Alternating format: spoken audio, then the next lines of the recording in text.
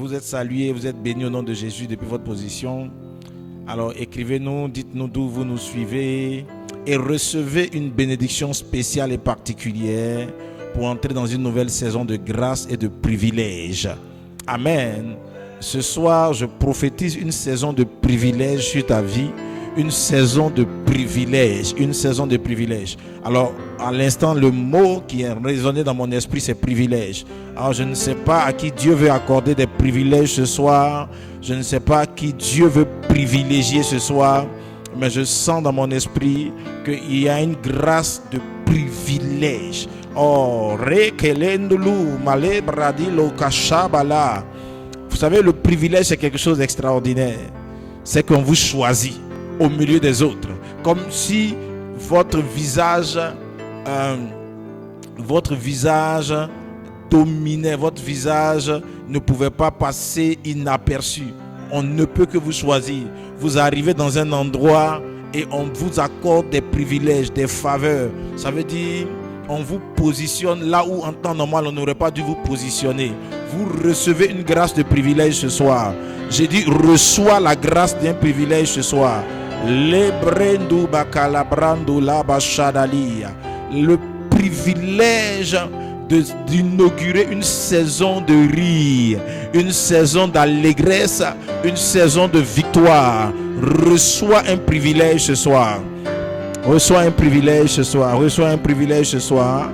Makolobo suparalia dala malako shabade makata radadosha.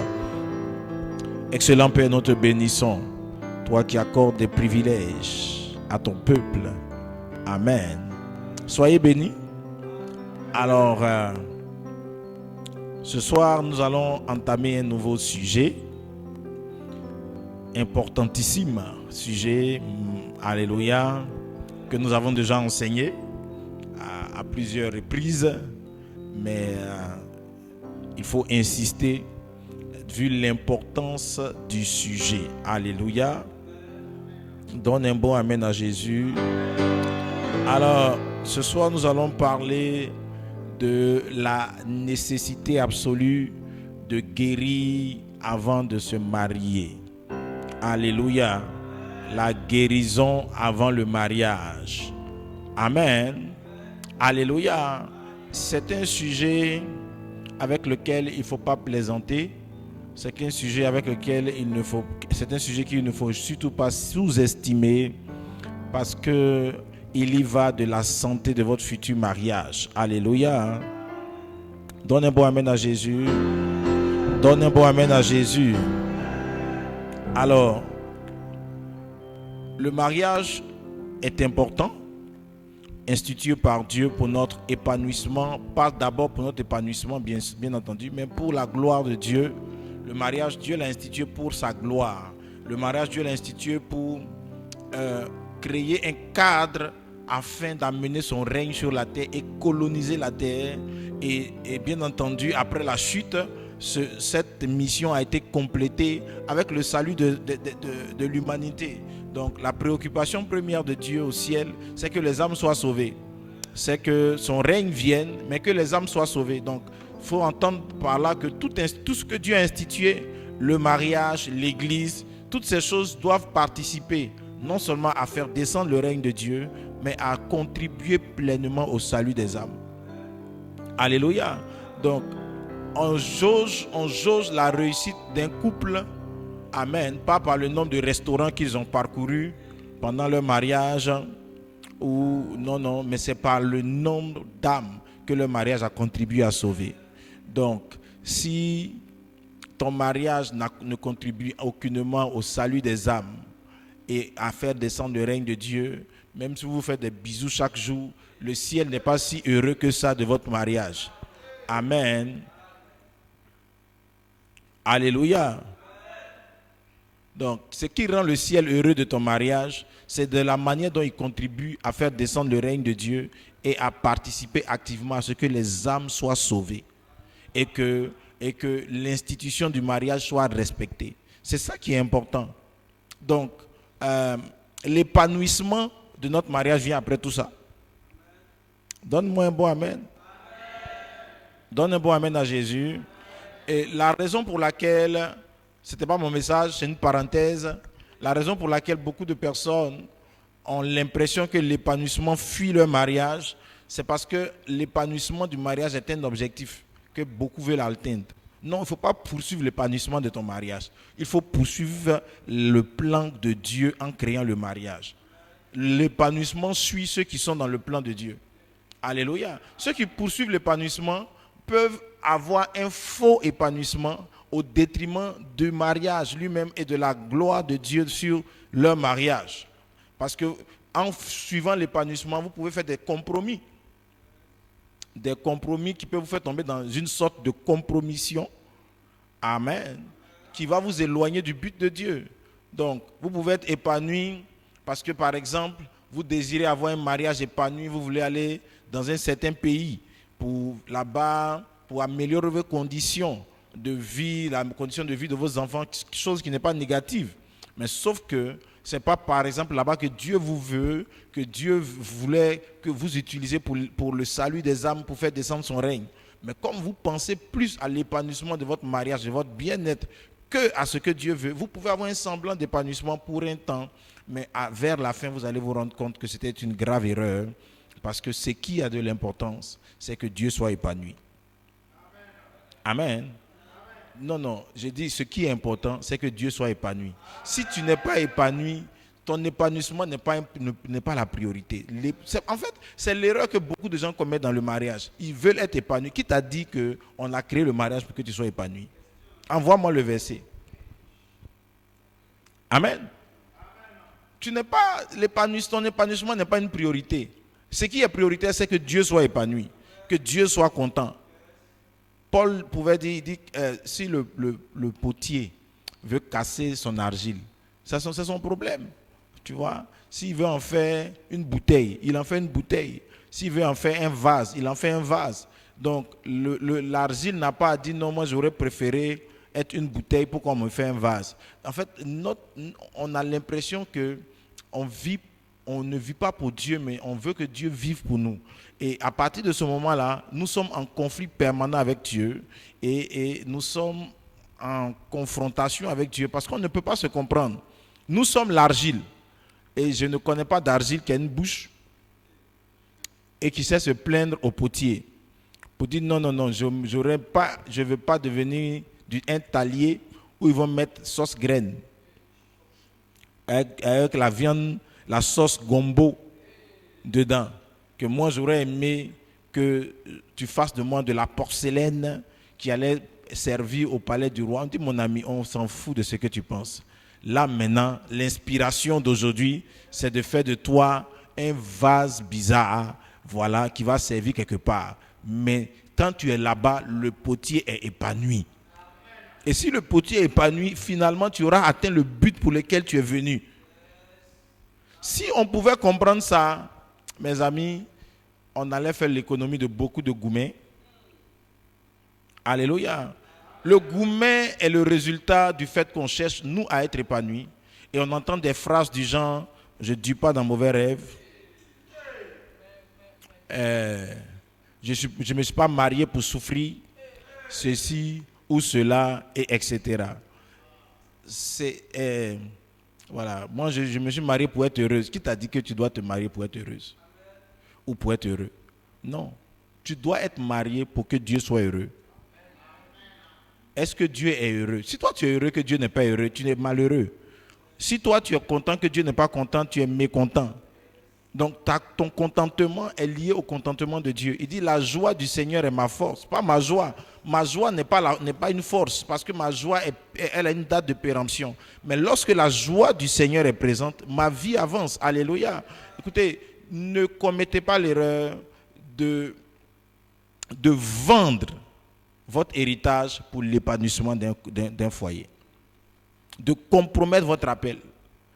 Beaucoup de mariages ont enterré l'appel des gens. Beaucoup de servantes de Dieu qui devraient remplir des stades aujourd'hui sont en train de suivre un gars bizarre qui n'a aucun cœur pour Dieu, mais qui n'est pas un mauvais mari quand même. Voilà, il l'envoie au restaurant de temps en temps. il paye des chaînes de temps à autre, il voyage un peu. Le ministère a été abandonné. Ton appel de prophète, de guérir les malades, tu l'as abandonné parce que tu voulais avoir de beaux enfants, un bon mari, une vie tranquille, sans une vie à Kuda Matata. Amen. Ce n'est pas mauvais, mais laisse-moi te dire que derrière, tu as sacrifié tout ce que Dieu avait prévu pour toi.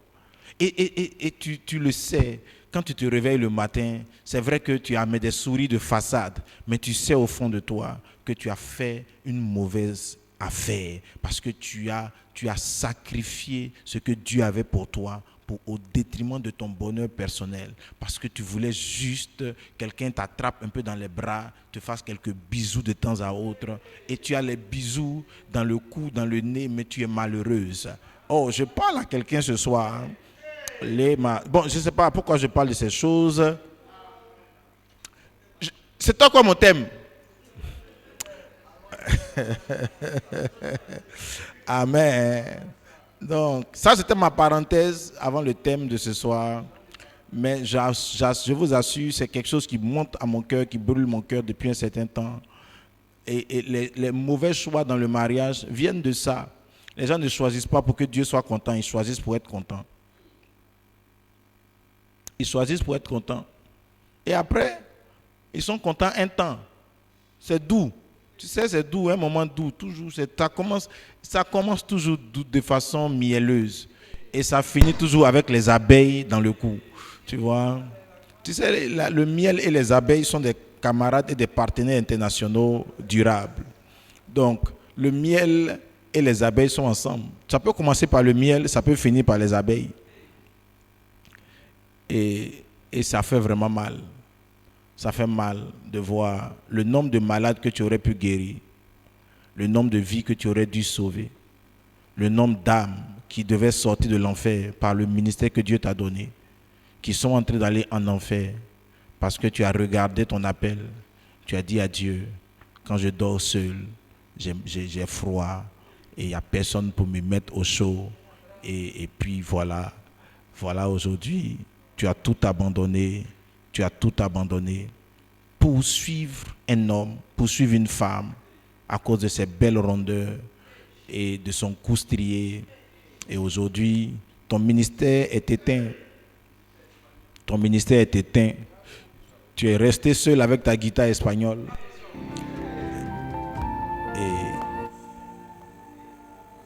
Et c'est triste. Amen. Alors, je ne sais pas à qui Dieu voulait parler ce soir de ça. Mais c'est une parole qui brûle sur mon cœur. Et je sens qu'il y a peut-être quelqu'un qui est sur le point de commettre l'erreur de sa vie, d'aller tout vendre ton droit d'aînesse. Vendre ton droit d'aînesse pour des lentilles. C'est l'erreur qu'a commise Ésaü. Il avait tellement faim. Il avait tellement faim qu'il a oublié qu'il était censé transporter la bénédiction pour la future génération. Mais il a vendu son droit d'aînesse pour nourrir sa faim d'aujourd'hui. Écoutez, la faim d'aujourd'hui n'est pas un bon indice. Fais attention à la faim que tu as, qui veut t'emmener à faire un choix tout de suite en te disant que c'est peut-être la dernière opportunité que tu as. Écoute, c'est jamais la dernière opportunité. Ce n'est jamais la dernière opportunité. Dieu ne fait jamais les choses avec dernière opportunité. Non, il est le Dieu de la seconde chance. Il est le Dieu qui renouvelle toutes choses. Il dit, ma bonté se renouvelle chaque matin. Ça veut dire que si tu as manqué la bonté d'hier, ce matin, tu en auras encore. Si tu as manqué celle d'aujourd'hui, demain, il y aura une bonté pour toi. Si tu as manqué celle de demain, après-demain, il y en aura encore. Il est riche en bonté et en miséricorde, compatissant et lent à la colère. Pourquoi as-tu douté de Dieu? Pourquoi as-tu douté de ton Dieu? Et pourquoi es-tu allé te compromettre? Et pourquoi es-tu allé salir ton héritage? Ton Dieu est triste. Mais il te dit ce soir, reviens vite. Reviens. Il te tend encore la main. Il t'aime encore. C'est la raison pour laquelle tu es encore en vie. Parce que tu sais combien de fois et comment tu as pu frôler la mort ces derniers temps. Mais Dieu t'aime. Il a encore un plan pour toi. Que Dieu te bénisse. Bon, on va prêcher. Amen. Donc, je parlais de la guérison avant le mariage. Alléluia. Vous savez, il n'y a aucune... Les entreprises sérieuses, avant de vous embaucher, vous font passer des tests médicaux. On vient de finir les Jeux olympiques. Tous les compétiteurs ont passé des tests médicaux. Toute entreprise, même quand vous partez à la banque, que vous voulez un crédit, en fonction du montant du crédit, tu vas faire un test parce qu'on ne sait pas. Peut-être que demain, c'est ton dernier jour, tu es venu prendre le crédit, tu vas aller faire une dernière Java, et puis tu rentres au bercail. Donc on dit, mon gars, va faire quelques tests médicaux. Amen. Donc ça montre que faire des tests et des bilans, c'est vraiment important lorsqu'on est sur le point d'engager quelque chose d'important. Alléluia. Et c'est vrai que pour le mariage, il y a donc, l'homme est corps, âme et esprit. Vous ne pouvez pas entrer dans le mariage sans avoir pris le temps de faire un bilan de santé spirituelle, un bilan de santé émotionnelle et un bilan de santé physique également. Voilà, il ne faut pas dire non, j'ai la foi. Écoute-moi, il y a des choses que la médecine est censée, Dieu a créé, a donné l'intelligence aux hommes pour amener la médecine, pour écarter certaines choses. Donc, avant d'aller te marier, va faire un test médical, ce n'est pas mauvais. Ça ne veut pas dire que tu manques de foi. Va faire un test médical, va faire des examens. Peut-être que le sang de celui avec qui tu t'en vas marcher, vos deux sangs ne sont pas compatibles. Vos deux yeux peuvent être compatibles, mais ce n'est pas vos deux yeux qui donnent des enfants. Votre sang peut ne pas être compatible. Voilà, ça peut créer des enfants bizarres, étranges et étrangers. Donc, tu peux aller faire des examens. Maintenant, présenter ça au Seigneur et c'est en ce moment-là que tu as une vraie foi.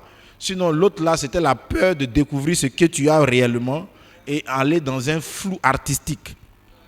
Que Dieu t'aide. Donc, ça, c'est le bilan de santé physique. Il n'est pas le plus important, mais il a son importance. Il a son importance, il faut le faire. Voilà, des tests de fécondité. Parce que souvent, après 1 an, 2 ans, quand il n'y a pas d'enfant, c'est là maintenant on s'en fait les tests. Bon, on aurait pu faire ça avant, tu vois. On aurait pu faire ça avant et économiser des problèmes. Au moins dire au frère, mon frère, quand je suis allé faire mes tests là, le médecin a dit c'est pas si j'ai fait enfant, on se marie ou pas. Au lieu d'aller faire la loterie pour dire le frère, depuis comme il sait que je ne vais pas faire d'enfant, il commence à regarder à droite, il commence à regarder à gauche. Bon. Toi-même, il faut voir. Le frère aussi, ce n'est pas normal, mais toujours est-il que vous aurez pu anticiper si vous avez fait des examens médicaux. On ne l'exige pas forcément, mais c'est important. C'est important. Aussi un examen spirituel, parce que les rapports sexuels amènent directement un partage de démons. Donc, aller te marier avec quelqu'un et avoir des rapports avec lui, ça vous expose à un partage spirituel, un partage démoniaque. Donc, si tu vas te marier avec quelqu'un qui est possédé, tu vois, tu attires les démons dans ta vie. Et un matin, toi qui étais quelqu'un de bien, qui disait toujours la vérité, tu commences à mentir. Tu ne sais pas d'où ça vient. Toi, tu étais quelqu'un de calme, un moment, tu te rends compte que maintenant, tu es nerveux. Tu ne sais pas d'où ça vient. Mais en fait, tu allais marier quelqu'un dont dans la famille, c'est l'esprit de colère qui règne et qui n'a pas été délivré. Et te voici maintenant rempli de colère. Vous êtes en train de vous blesser dans la maison. Tu dis, mais moi, je n'étais pas comme ça. Oui, tu n'étais pas comme ça, mais sauf que 2 deviennent 1. Il dit, tu t'attacheras et vous deviendrez une seule chair. Une seule colère, une seule marmaille, un seul avare. Toi, tu aimais donner. Tu allais marier quelqu'un qui est rempli d'un esprit d'avarisme. Te voilà maintenant, ton argent est devenu difficile. Donc, avant le mariage, prends le temps de faire un check-up spirituel. Comment on appelle, une cure d'âme spirituelle pour voir les forces en présence, d'où elles viennent, qu'est-ce qu'on les explique qui règnent dans ta famille. Mon gars, faut pas être... Non, faut bien regarder. Est-ce qu'il n'y a pas des choses qui te réclament encore? Et tu peux le sentir, tu peux le savoir par le type d'oppression que tu vis au quotidien. Ton amen n'est pas bien arrivé. Donc, il faut faire un bilan. Il faut prendre le temps d'identifier et prier en fonction et écarter toute velléité spirituelle. Et le troisième bilan dont je veux parler, c'est le bilan de santé émotionnelle. Amen. Il n'est pas le moins important parce que je pense qu'il est crucial. Lorsque dans Matthieu chapitre 19, Jésus enseigne sur le mariage. Alléluia.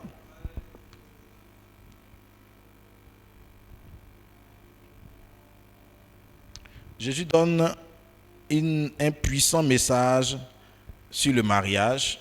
Avance.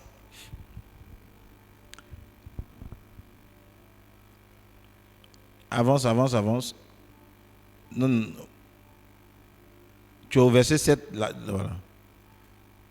Les pharisiens l'abordaient. Oui, verset 3. Miséricorde. Verset 3. Les pharisiens l'abordaient et disent, pour l'éprouver, est-il permis à un homme de répudier sa femme pour un motif quelconque? Donc la question que les gens posent à Jésus, c'est, est-ce que le divorce est permis?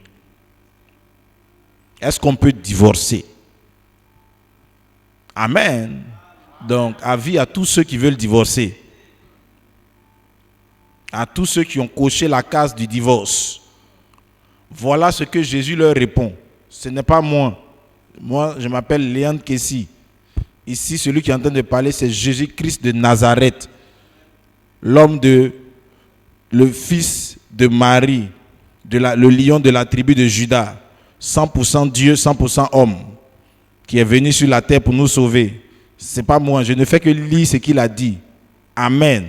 Il répondit, n'avez-vous pas lu ce que le Créateur au commencement fit, l'homme et la femme? Oui. Fit l'homme et la femme. Verset suivant. Et qu'il dit, c'est pourquoi l'homme quittera son père et sa mère et s'attachera à sa femme et les deux deviendront une seule chair. Amen. Donc c'est avant de devenir une seule chair, on réfléchit. Une fois que tu es devenu une seule chair, un ne peut pas être divisé. Quand tu divises un, tu ne peux pas trouver d'entier. 1 divisé par 2, c'est égal à quoi? C'est fini, demi. Donc si tu as divisé, tu es devenu demi. Ok. Amen. Il dit, mais il faut laisser le verset, frère. Mets le verset, voilà. On dit, et les deux deviendront une seule chair. Verset suivant. Alors, ils ne sont plus deux. En fait, on peut diviser quand il y a encore deux. Mais à partir du moment où vous êtes devenu un, mais ils sont une seule chair. Que l'homme, donc, ne sépare pas ce que Dieu a joint. Et qu'est-ce qu'il nous révèle ici? Il dit le mariage, c'est quelque chose que Dieu a joint. C'est pas le mec qui t'a marié. Hein? Oh, Seigneur, aide-nous. Le maire n'a aucun pouvoir de marier quelqu'un. C'est un témoin de mariage. Le maire, là, c'est le témoin du mariage. Il est juste là comme témoin pour voir, comme il est là pour attester que ce jour-là, ça a eu lieu. Mais celui qui vous a joint là, frère, ramène le verset joint. You be you. Voilà. Que l'homme donc ne sépare pas ce que Dieu a joint. Donc c'est pas le mari, c'est pas le maire qui t'a joint. C'est pas le pasteur qui t'a joint. C'est pas l'imam qui t'a joint. C'est pas le prêtre qui t'a joint. C'est pas, c'est pas le chef du village qui vous a joint. C'est Dieu qui vous a joint. Il dit, l'homme donc ne peut pas séparer ce que Dieu a joint. Il est en train de nous révéler que le divorce n'est pas dans le pouvoir Dieu n'a pas attribué ou bien n'a pas délégué ce pouvoir-là aux hommes de faire le divorce. Amen. Donc l'homme ne peut pas séparer ce que Dieu a joint. Tu ne peux séparer que ce que toi tu as joint. Donc la corde que Dieu a attachée là, tu connais un homme qui peut la défaire? D'accord. C'est pour ça que je dis, c'est avant d'aller t'attacher là. C'est en ce moment on fait 40 jours de jeûne. C'est en ce moment c'est dans ce moment-là, il faut fouiller dans son téléphone. Parce qu'une fois que tu t'es marié là, c'est pas la peine de fouiller dans le téléphone de ton mari. Faut laisser comme ça. Faut laisser. Mais ce que tu vas voir dedans là, ça fait rien. Vous êtes mariés.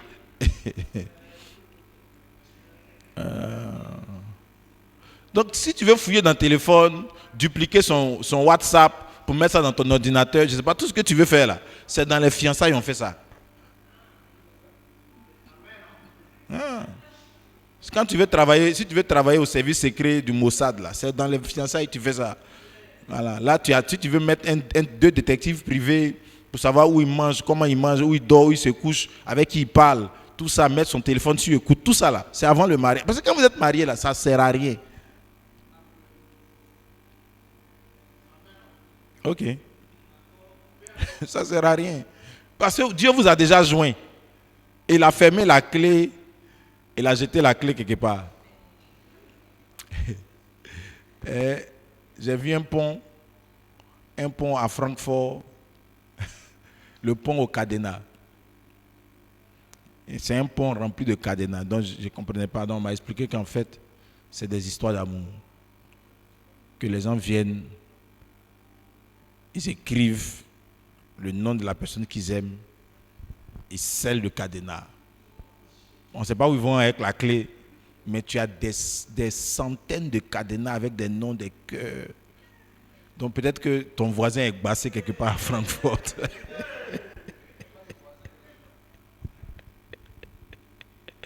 Ils l'ont bassé.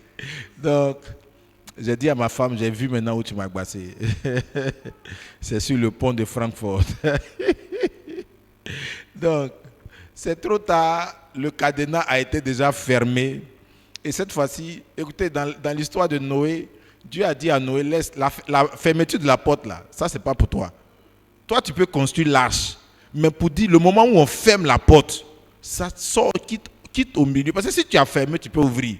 Ce que tu as fermé, tu peux ouvrir. Mais ce que tu n'as pas fermé, tu ne peux pas ouvrir. Dieu a dit à Noé, quitte dans l'affaire de fermer. C'est moi qui vais m'occuper de ça. Quand il a fermé, certainement, il y a un cousin de Noé qui a tapé pour dire, Noé, je veux venir. Noé dit, je veux ouvrir, mais ce n'est pas moi qui ai la clé. Donc, en fait, c'est ça le mariage. Quand ils ont fini de construire, Noé, le maire, a fini de construire l'arche, Dieu prend, il ferme la porte. La clé est dans sa main. Il faut aller chercher pour venir divorcer. Ok. Tu es là ou bien tu n'aimes pas ce que je dis? Alléluia. Alors, revenons à Jésus. Revenons à Jésus. Ainsi, il ne danse plus donc que l'homme donc ne sépare pas ce que Dieu a joint. Donc, une fois de plus, je ne fais que commenter ce que Jésus a dit. Pourquoi donc lui dire-t-il, Moïse a-t-il prescrit de donner à la femme une lettre de divorce et de la répudier? Ça veut dire, ils ont dit à Jésus, mais ce que tu racontes là, nous, c'est pas comme ça. Moïse a dit, si une femme te fatigue là, il faut la mettre dehors. Avec une lettre à son père, pour dire, monsieur Gasparino, prends ta fille, je n'ai plus besoin d'elle. C'est une mauvaise fille, tu l'as mal élevée et éduquée. Au revoir, avec les compliments. Donc, Moïse avait donné cette autorisation, certainement parce que les gars le fatiguaient trop.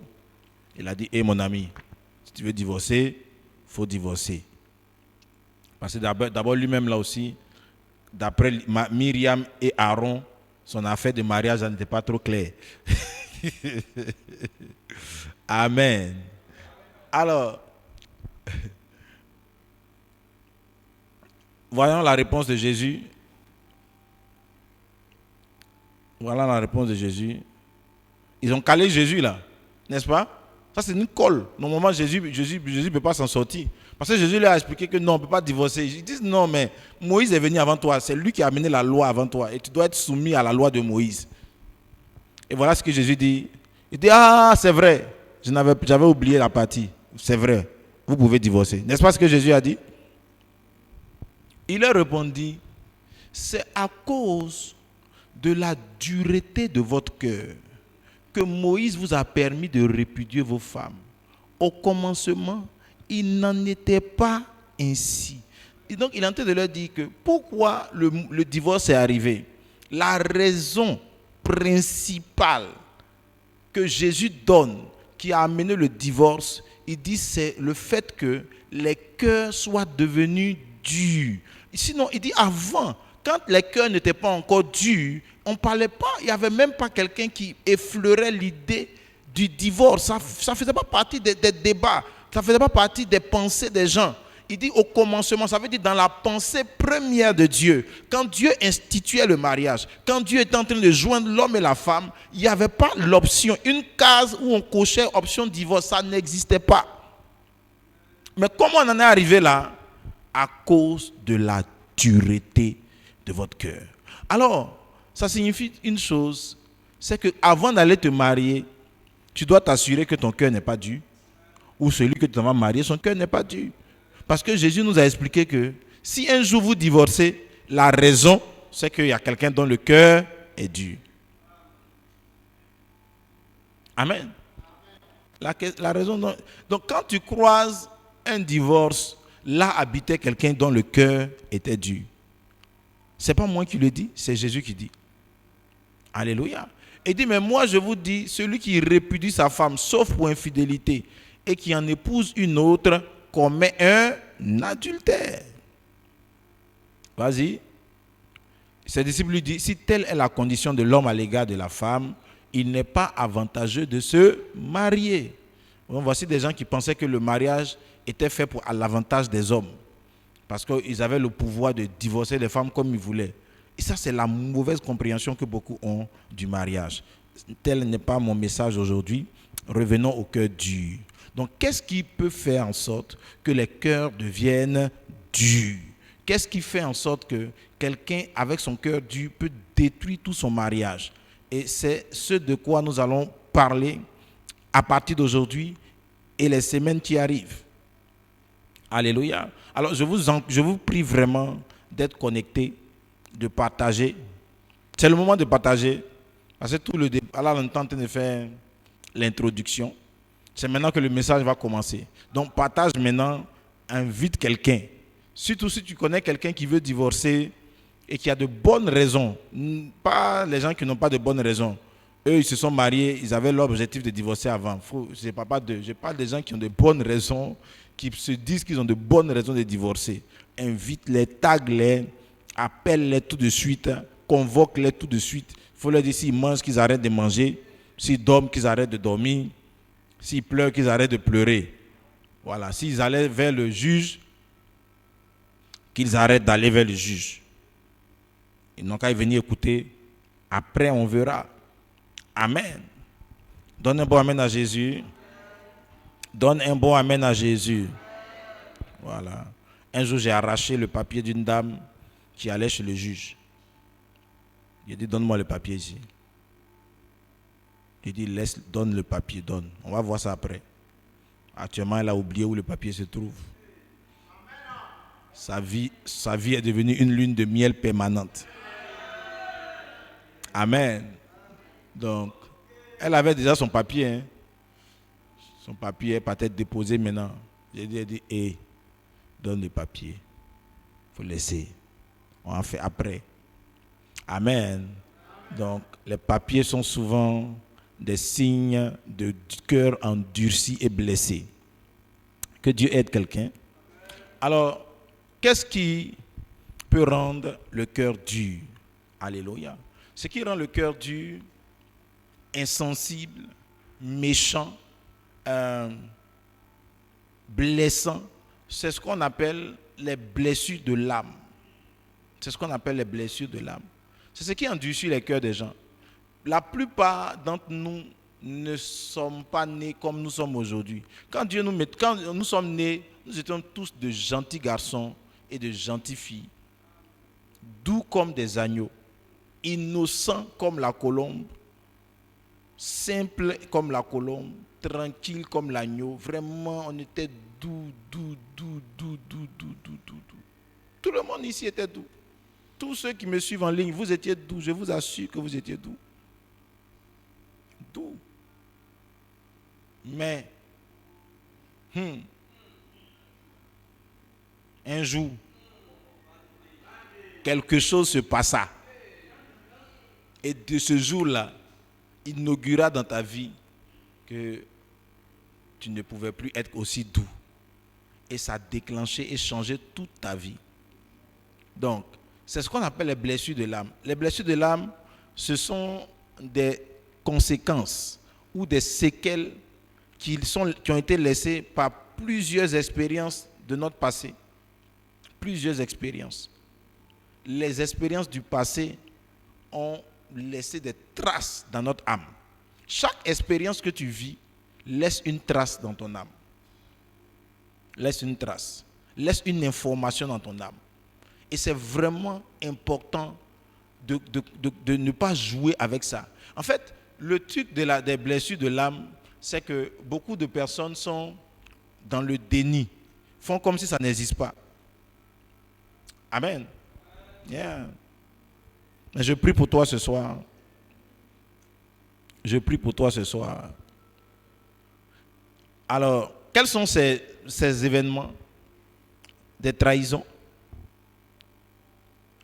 le rejet, l'abandon, les humiliations, les injures, les abus de tout genre, abus de pouvoir, abus sexuels, toutes sortes d'abus, des viols, des violences verbales et physiques.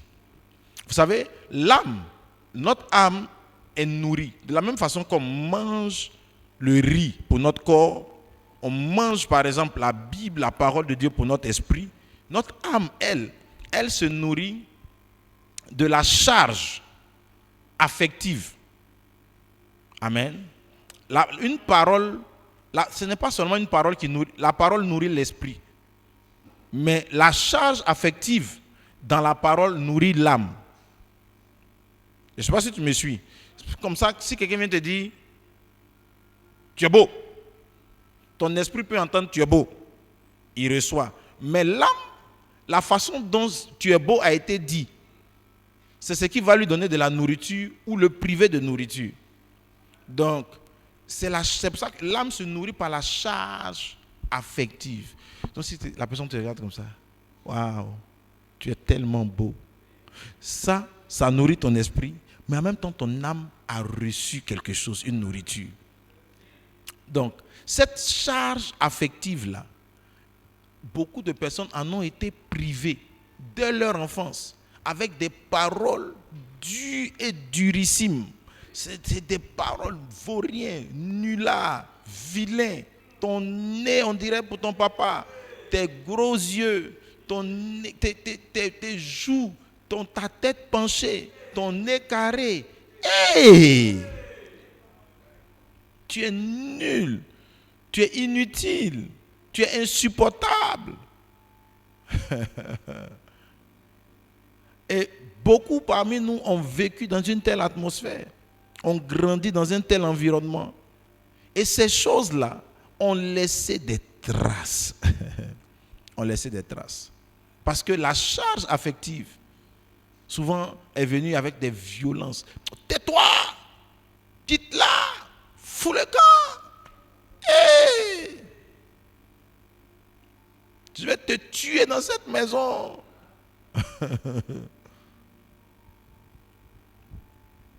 Ça, c'est la charge affective. Certains arrachements ont aussi vidé notre âme. Les pertes de certains êtres chers en touchent directement notre âme. Des événements, des accidents touchent notre âme. Toute situation que nous vivons physiquement a aussi une incidence sur notre âme. Même qu'une maladie physique touche aussi ton âme. Parce que ça crée des choses en toi, du doute, de la peur, de l'angoisse. Ton âme aussi est affectée. C'est pour ça que la Bible dit, le cœur de l'homme le soutient dans la maladie. Un cœur joyeux est un bon remède. Ça veut dire que si même tu es physiquement malade, que ton âme prend le dessus, ça va accélérer ta guérison. Donc l'âme est beaucoup plus puissante même que le corps. C'est pour cela que Jean dit, je souhaite que tu sois en bonne santé et que tu prospères à tous égards comme prospère l'état de ton âme. Ça veut dire que quand ton âme prospère, c'est plus facile que les autres choses en toi suivent ce mouvement. Mais quand ton âme ne prospère pas et que ton âme est malade, ça signifie que ta maladie devient une maladie compliquée et complexe. Ce soir, I pray for you. Que Dieu te fasse grâce de sortir de cet engrenage.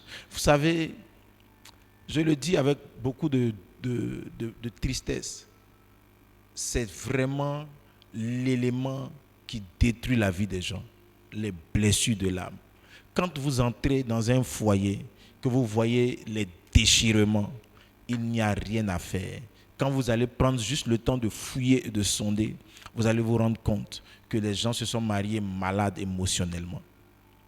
Malades émotionnellement. Le problème avec la blessure de l'âme, c'est que c'est l'âme. Si quelqu'un a un pied coupé, on le voit. Mais quelqu'un qui a une âme coupée, on ne voit pas, ça ne saute pas aux yeux. Et il y a aussi de très bons acteurs de cinéma de nos jours. De très grands acteurs qui ne montrent pas ce qu'ils sont en réalité. C'est pour tout cela que dans l'un des enseignements précédents, je vous avais parlé de l'épreuve du temps. L'épreuve du temps. Prends le temps de bien connaître quelqu'un avant de t'engager. Alléluia. Donne un bon amen à Jésus. Et donc on a tous, autant que nous sommes, les 8 milliards d'êtres sur la terre, chacun d'entre nous a au moins reçu quelque chose de négatif pour son âme. C'est indéniable. Alléluia. Et ces blessures-là affectent notre être. Elles enlèvent la paix. Elles t'enlèvent l'amour pour toi-même. L'amour pour le prochain. Ça affecte ton comportement, ton système de pensée, tes réactions. En fait, les réactions des gens sont liées à l'état de leur âme. Dans l'enseignement que je donne sur les blessures de l'âme, je parle de... Quand on était enfant, on avait des lunettes de couleur. Si on te donne des lunettes rouges, quand tu regardes, tu vois tout rouge. Même quelque chose qui est vert, tu vois ça en rouge.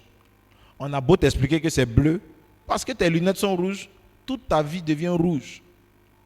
Donc, les blessures de l'âme vous donnent des lunettes de couleur. C'est comme, en fait, quel que soit l'environnement, tu peux être avec la meilleure personne, mais tes lunettes sont rouges. Tu ne vas remarquer dans sa vie que ce qui est négatif. C'est un problème. Hein?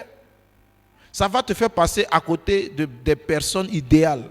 Ça va te faire changer. En fait, des gens qui t'aiment. Il y a des gens là, ils sont tellement blessés que quand ils arrivent dans un environnement, et puis on commence à leur témoigner de l'affection, de l'amour, que les gens ils se disent que ça c'est pour m'exploiter.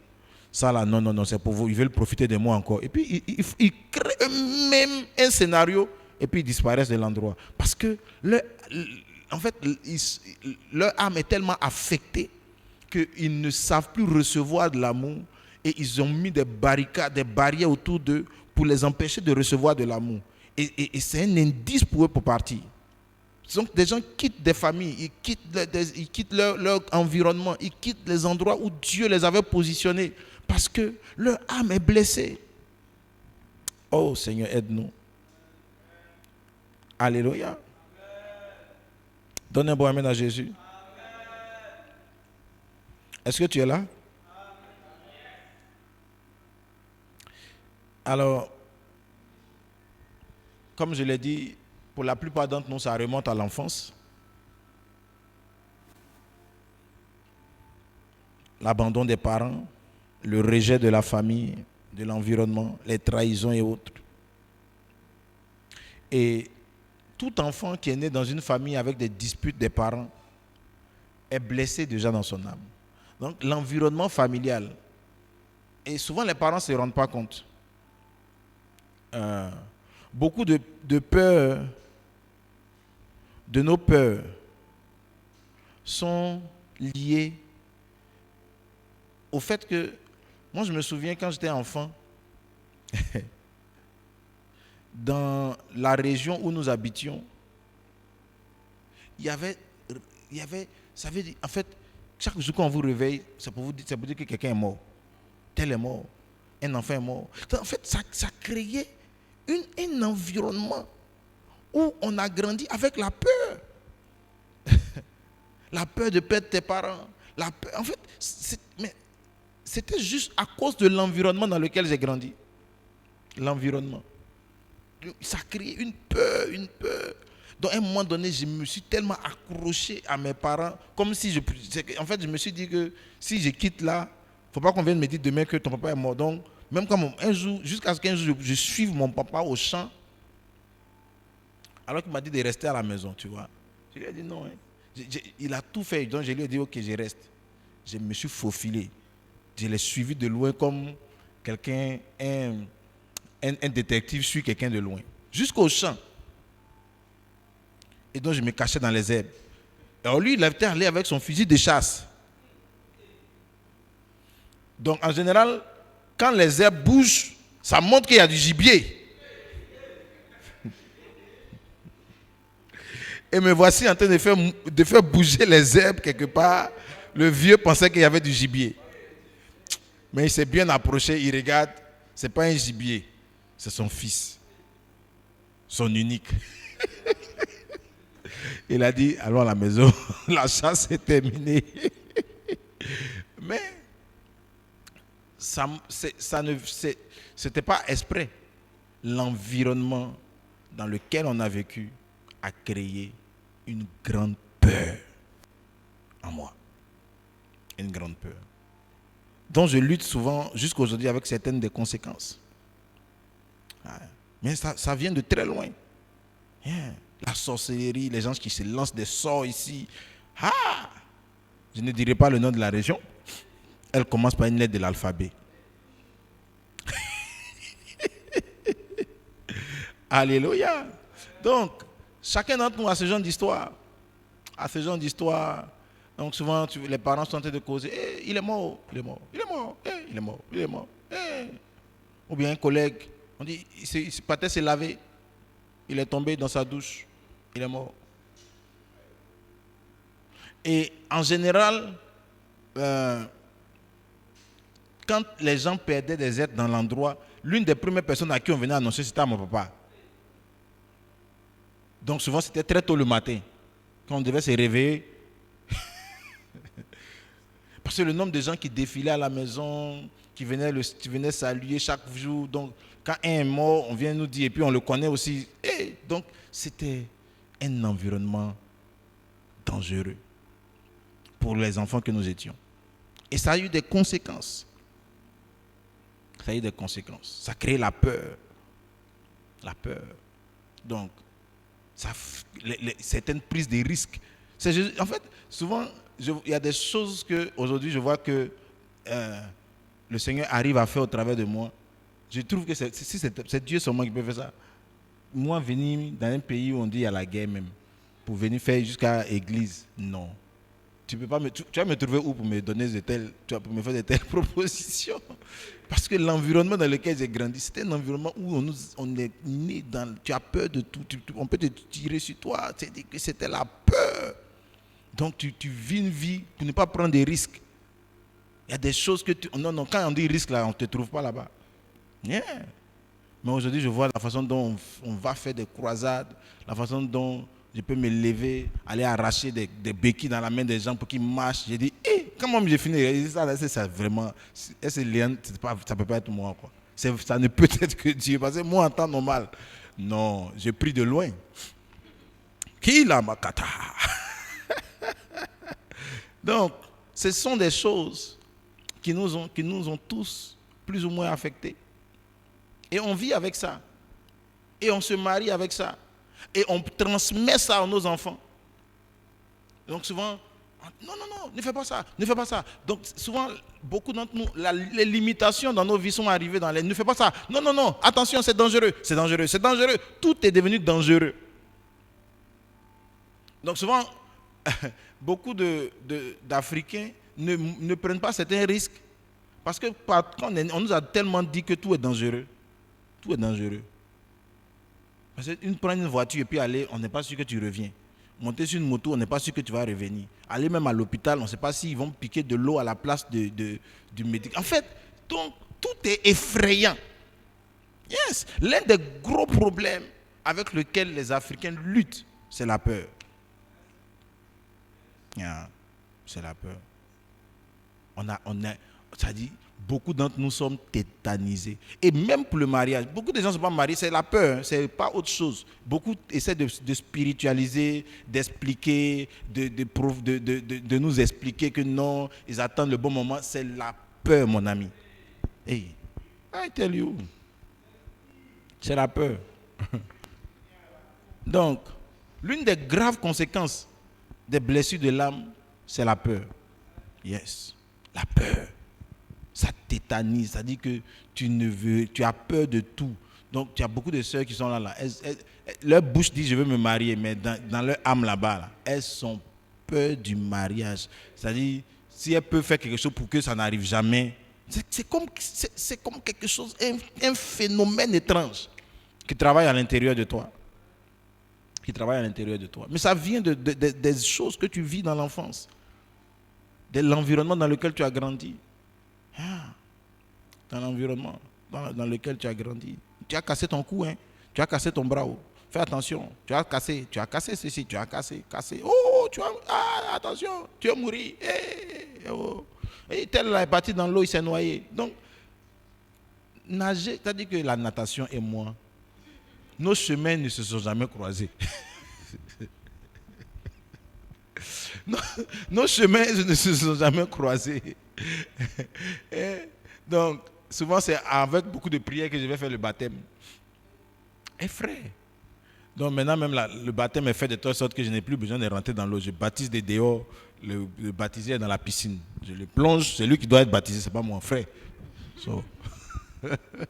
Donc, il y a certaines peurs dont on n'est pas encore totalement délivré. Mais ça vient de très loin. Très loin. Je me souviens encore de cette amie de ma mère dont le fils était à l'école dans une ville. Son seul garçon. Il allait nager avec ses amis et il a été noyé. Et je pouvais voir le désarroi de cette femme. Et ma mère qui me regardait pour dire tu es mon seul garçon. Pardon, le jour où tu vas au collège, ne fais pas ça. Ne suis pas tes amis. Donc, natation. Je vais aller faire quoi là-bas? Natation, c'est quelque chose où on meurt. C'est la seule chose que je sais de la vie.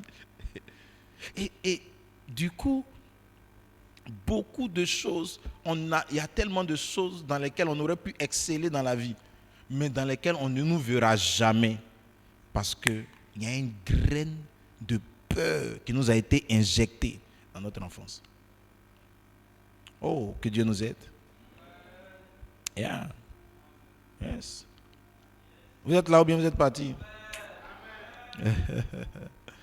Donc, ça c'est juste un aspect des conséquences des blessures de l'âme, la peur.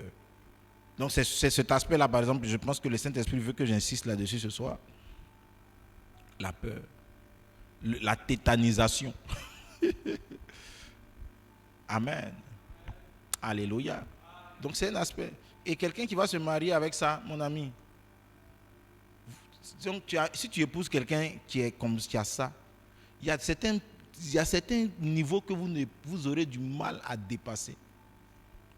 Et donc, tu vas toujours combattre ton conjoint parce que tu ne sais pas qu'en fait, au fond, sa vie a été limitée par un environnement dans lequel il a grandi, où on ne doit pas dépasser certaines choses. Fais attention, tu peux te créer des problèmes.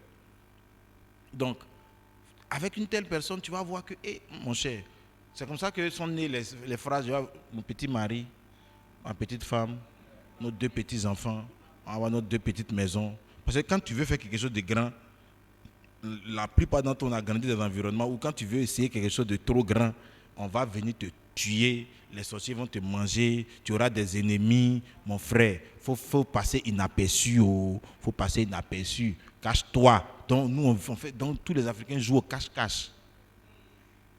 Tu veux voyager, mais tu ne peux même pas dire à quelqu'un je voyage. Il faut que tu arrives d'abord avant d'appeler. Ça veut dire que même voyager là, tu vas aller faire visa, tu ne dis pas à quelqu'un, hein, tant que ton visa n'est pas sorti, tu ne dis pas à quelqu'un. Tout est devenu mystérieux à cause de l'environnement. Seigneur, délivre-nous de la peur. Délivre-nous. Alléluia. Donc, ce type de situations sont réelles. Et elles affectent ton mariage. Parce que il y a des choses, par exemple, si tu es grand, tu as la peur. Il y a des choses que on va dire non, on n'a qu'à investir. Tu vas combattre l'investissement. On n'a qu'à faire ceci. En fait, tu vas trouver des arguments. Mais au fond, là, c'est parce que tu as peur. C'est parce que tu as peur. Tu n'aimes pas les risques. Et ça, c'est un aspect. Et il y a d'autres aspects, comme le complexe. Les blessures de l'âme amènent le complexe. Beaucoup sont complexés. Beaucoup, c'est-à-dire qu'il y a des hommes qui se disent qu'ils sont tellement complexés que quand ils regardent certaines femmes, ils se disent qu'ils ne méritent pas de telles femmes. Il se dit que lui ne mérite pas. Lui, quand lui se regarde, d'où il vient, d'où il sort, à quel moment même, à quelle heure, lui va pouvoir parler à cette fille-là, jusqu'à ce que cette fille-là même accepte de lui faire un bisou un jour. Non. Donc, ça c'est le complexe. Mais ça vient de quoi? C'est que tu as grandi dans un environnement où tu as toujours dit que tu es nul, tu es vaurien. Toi, regarde comment tu es. Toi-même, quand tu te vois là, toi aussi. Quand tu me vois et puis tu te vois. Au moins, quand 3 personnes t'ont dit ça, c'est fini. Personne ne t'a jamais dit même que tu as de la valeur, que tu es beau. On te dit, toi aussi, tu es vilain. Depuis que tu es petit, on dit que tu es vilain, tu es vilain, tu es vilain. Donc, beaucoup grandissent avec des complexes. Complexés par leur taille, complexés par leur forme, complexés par leur teint, complexés par leur rondeur, complexés par leurs pieds, complexés par tout. Donc, quand tu es complexé, c'est déjà, tu vas faire un mauvais choix. Parce que le choix que tu vas faire, c'est un choix lié à tes complexes. C'est un choix lié à tes complexes. C'est-à-dire que la fille que tu aurais voulu avoir, là, quand tu la regardes, tu te dis que toi, tu ne mérites pas une telle fille. Et même si tu vas vers elle, tu vas tellement te sentir imméritant que tu vas vivre comme un esclave. Et en fait, ton seul objectif dans cette relation, c'est de faire en sorte que la personne ne te quitte jamais. C'est c'est-à-dire que tout ce que tu as à faire le matin quand tu te lèves là, il ne faut pas avoir parti. Même si elle te gifle, tu te dis, hey, son gifle même est doux. C'est-à-dire que non, ça te fait vivre en esclave permanent et total. Parce qu'en fait, tout ton seul objectif, c'est comme si tu viens de remporter la Coupe du Monde. Quand ton conjoint est comme la Coupe du Monde à tes yeux, c'est-à-dire que tu as remporté le trophée mondial parce que tu ne te sens pas méritant. C'est comme si, tu vois, il y a quel pays qui remporte la Coupe du Monde? C'est comme si, non, eux, ils ont déjà remporté. Un pays, quand ils regardent la Coupe du Monde et lui, ils ne sont jamais arrivés en 8e de finale. Pardon, il ne faut pas dire des pays. Je veux que mon émission aille tranquillement. Donc, c'est un pays, quand je vois certains pays de certains continents dont les noms commencent par certaines lettres de l'alphabet, qui n'ont même jamais été qualifiés pour la CAN, qui un jour, on leur envoie la Coupe du Monde, mais ils ne vont même plus vouloir participer, ils vont dire c'est leur dernière participation au mondial, c'est bon, ils ne vont plus là-bas. Parce que dans sa vie, il n'a jamais pensé que la Coupe du Monde pouvait être dans ses bras. Quand tu es comme ça, tu n'es pas marié, tu es esclave. Tu es esclave. Donc il y a des femmes aussi, elles se sentent tellement imméritantes que elles se disent que celui-là est ma mariée, là, mon frère. Ça dit que il ne faut pas me laisser. Faut pas me laisser, faut pas me laisser. Faut pas me laisser. Tu ne vis plus en fait. Tu survis. Tu vis pour éviter de divorcer.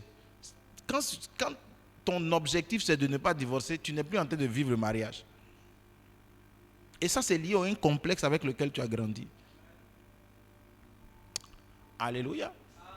Donc ça c'est un exemple. Le complexe de supériorité ou d'infériorité qui sont des conséquences des blessures de l'âme. Amen.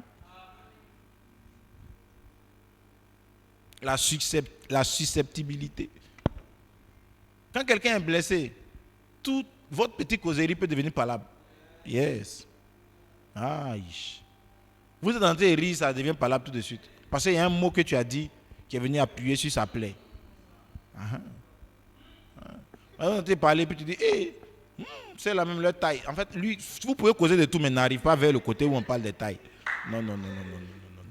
Si tu as fait remarque sur la taille, la causerie vient de s'achever. Souvent même, c'est le nom d'une ville que tu as abordée. Or, c'est la ville où on l'a violée. Donc, cette ville-là égale à cauchemar pour elle. On dit non, et si un jour on pouvait aller s'installer à Boaké, c'est le jour où votre mariage est fini. Elle dit non, je m'avais demandé le divorce. Elle dit non, il y a quoi? Tu dis non, toi tu veux me tuer. Mais il y a quel problème en fait? Tu ne sais pas.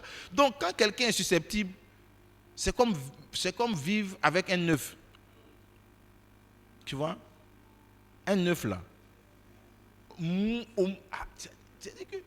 C'est fragile. La moindre erreur, l'œuf est cassé. Donc tu imagines, tu vas passer toute ta vie avec l'œuf. On vit comme avec un œuf. Sans faire omelette.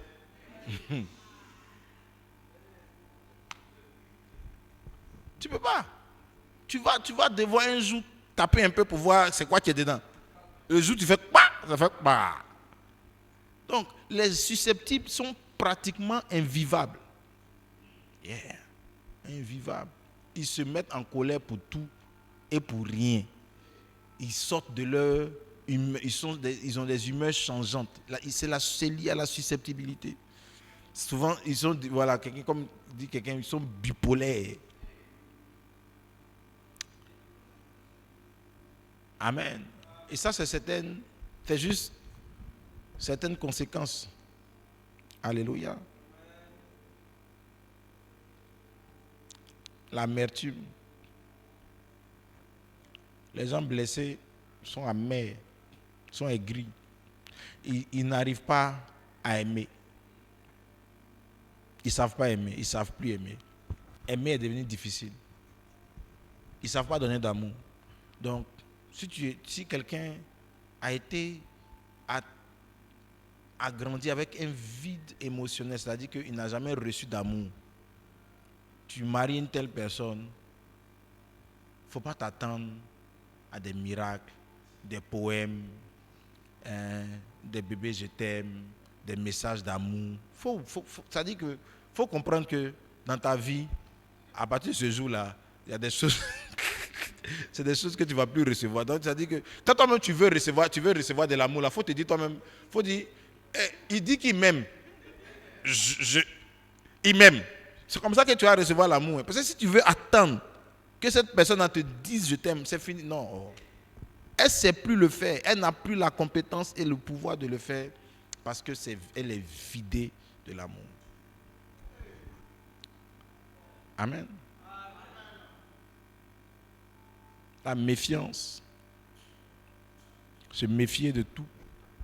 Se méfier. C'est-à-dire que la personne, dès que tu as un ami, que ton ami là, fais attention à ton ami. Les gens, en fait, comment tu peux savoir que tu vis avec quelqu'un qui est blessé? La plupart des gens qui sont autour de toi, quand elle va te parler de ces personnes, ce n'est jamais pour te sortir leurs points positifs. Souvent, on va dire non, la personne, c'est parce qu'elle a un sens, le sixième sens. Ton sixième sens devrait aussi voir les côtés positifs des gens. Et quand ton sixième sens ne voit toujours, lui là, méfie-toi de lui, méfie-toi de lui. Quand tu dis, ça c'est mon nouveau pote, tu dis, Bon, si tout le monde est mauvais sur la terre, C'est que peut-être que moi-même, qui suis là, avec qui tu es là, je suis le chef des mauvais. Amen. Donc, la susceptibilité ou alors la méfiance, c'est un signe que la personne n'est pas... Le jour où tu vas lui présenter tes parents, là, ce jour-là, il va te dire, ta maman, là, je la trouve bizarre. Tu as vu comment elle nous a salué? Elle n'a même pas ri aujourd'hui. Toute la journée, on a fait la balle à ton papa et tu vois, son visage était serré. Qu'est-ce que celui a fait? En fait, donc, c'est des gens qui sont blessés ont tendance à ne voir que le mauvais chez les autres. Parce que quand ici, eux-mêmes, ils devaient se décrire, ils se décriraient mauvais. Donc, ils ne voient le bien est quelque chose qui est devenu au-dessus de leur portée. Est-ce que quelqu'un est là? Les gens blessés sont durs. Ils expriment difficilement leurs émotions. Tu prépares bien, il mange, son visage est sans émotion. Il vient à l'église, il y a louange, il est calme. Quand on rit, il ne rit pas. On dit que lui, il est toujours à 37 degrés. Il a un angle droit. Toujours droit, il est là. Stoïque. Aucune émotion. Rien. C'est un grand signe de maladie. Amen. La dépression. Être dépressif. Suicidaire. Mélancolique. Triste. Toujours triste. Pleurer seul, sans raison valable et évidente. Toutes ces choses-là sont des symptômes que les blessures de l'âme commencent à avoir leur effet visible dans votre vie. Alléluia. Alléluia. Donc, quelqu'un qui est en bonne santé émotionnelle sait exprimer son affection pour les autres. Il sait écouter les autres, se mettre à la place des autres. Il aime, il communique ouvertement. Il dit avec douceur ce qu'il veut. Il est franc. Il parle avec tact. Quand même il y a un conflit, au lieu de chercher à blesser les gens, il essaie de trouver des mots adéquats pour faire passer son message. Mais les gens blessés là, ça sort comme ça sort. Hein. Ça sort comme ça sort. Ça dit que non. Et après ils vont te dire non, c'est toi qui m'as énervé. En fait, c'est pas qu'on t'a énervé, c'est pas que tu es blessé. Sinon, il y a une autre façon de réagir. Il y a toujours une autre façon de réagir. Rien. Tu peux dire à la personne, non, tu fais de cette façon. Oh, toi, on ne sait même pas même, tu ne fais rien. Hey, la soeur, qu'est-ce qui n'a pas marché? Donc, quand quelqu'un est en bonne santé, il parle avec tact. Il n'est pas agressif. Quelqu'un qui n'est pas blessé sait recevoir des reproches. Sans être toujours hostile et être sur la défensive. Il sait demander pardon avec sincérité et douceur. Il sait admettre quand il a tort. Il sait servir les autres. Il sait donner sans rien attendre en retour. Les gens qui sont blessés, quand ils te donnent, là, c'est crédit. Si t'ont fait bisou aujourd'hui, c'est un bisou à crédit. Si elle t'a fait un cadeau aujourd'hui, c'est un cadeau à crédit. Si elle a été gentille avec toi aujourd'hui, c'est une gentillesse à crédit. Si tu n'as pas remboursé, tu as problème. Elle va te rappeler ça jusqu'au retour de Jésus. Les gens qui sont blessés ont du mal à oublier ce qu'on leur fait. Ce que tu lui as fait en 1936, chaque semaine, chaque année, il y a l'anniversaire du jour où tu m'as mal parlé. Le jour là, tu m'as humilié devant mes parents. Ça, je ne vais jamais oublier ça. Hein. Quand quelqu'un te parle comme ça, il faut savoir que ce que tu lui as dit ce jour-là, ce n'est pas ce qu'il a blessé. Hein. C'est que c'est venu juste ajouter à tout son palmarès. Quelqu'un qui est en bonne santé sait gérer la colère, les trahisons, avec sagesse, amour. Il sait se montrer vulnérable et demander de l'aide. quand il en a besoin. Beaucoup de gens blessés font comme s'ils sont dus. Yeah. Comme s'ils sont dus même. Comme s'il n'y a rien même. Pourtant, ils pleurent dans leur lit. Quelqu'un qui est en bonne santé est positif. Il n'est pas négatif. Alléluia. Alors, on va s'arrêter là. Mardi prochain. Et on est dans le jeûne. Amen. Mardi prochain, c'est déjà le jeûne, c'est ça? Ok. Donc, on va s'arrêter là quand même. Restez connectés pour les prochaines aventures. Alléluia. Alors, la dernière chose que je voudrais dire, je vous ai donné mon témoignage pour vous montrer que ce n'est pas une fatalité. Dieu guérit. Dieu restaure. Amen. Ce n'est pas une fatalité. Ce n'est pas une fatalité. Ce n'est pas parce que tu as été blessé ou que tu es blessé qu'on ne peut plus rien on ne peut pas récupérer. C'est encore possible que tu t'en sortes. C'est encore possible que tu surnages. C'est encore possible que tu brilles. C'est encore possible que tu atteignes le but de Dieu pour ta vie. Alléluia. Alors, que Dieu vous bénisse. Que sa grâce demeure avec vous. Seigneur, nous te prions ce soir. Merci pour ce début, cette introduction sur la guérison de l'âme. Père, nous t'en supplions. Nous t'en supplions, Jésus. Ne nous laisse pas entrer dans des mariages blessés, meurtris, amers, susceptibles, tristes, angoissés, dépressifs, dans la culpabilité, l'orgueil, le complexe, la peur. Seigneur, sauve-nous de ces choses. Guéris nos cœurs. Ramène-nous sur le bon chemin. Au nom de Jésus-Christ. Amen. Que Dieu te bénisse. Que sa grâce soit avec toi.